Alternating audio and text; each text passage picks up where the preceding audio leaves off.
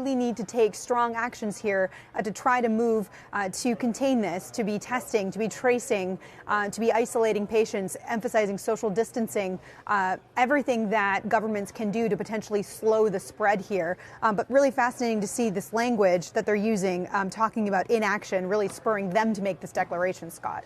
I'll reread you that quote, Meg, and I'd like your reaction to it.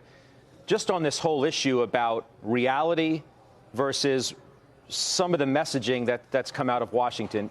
Dr. Fauci today, not that long ago, when asked how many people will get and or die from COVID-19 in the United States, said the following, and I quote, "If we are complacent and don't do really aggressive containment and mitigation, the number could go way up, many, many millions."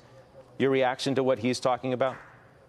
Well, that jives with what we've heard from public health experts at the CDC and from leaders around the world. Angela Merkel today citing experts saying that up to 70% of Germany's population could be exposed and infected with this virus. We have no immunity to this virus. We have no vaccines for the virus. Currently, we have no approved treatments for the virus. So that is the level of concern and why people are really emphasizing that we need to take these measures like social distancing and everything we can do right now to try to slow its spread before we have those kinds of interventions ready. You have part of the messaging being that the risk of contracting the virus by the average American is relatively low.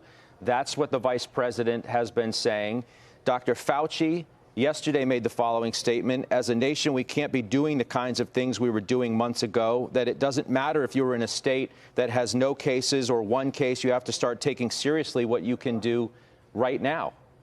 Certainly the level of risk messaging seems to be going up because we know that while there are more than 1,000 cases in the United States that have been detected, those are the ones that have been detected. And we are seeing each day more new cases being diagnosed and confirmed. So that is going to continue. And so what public health officials are emphasizing is that particularly people at high risk, the elderly, people with underlying health conditions, and those of us around those people, we need to be taking precautions to make sure we care for the most vulnerable and try to make sure that they don't get sick because they are most at risk. Yeah. Meg, we appreciate it. We'll come back to you certainly as needed.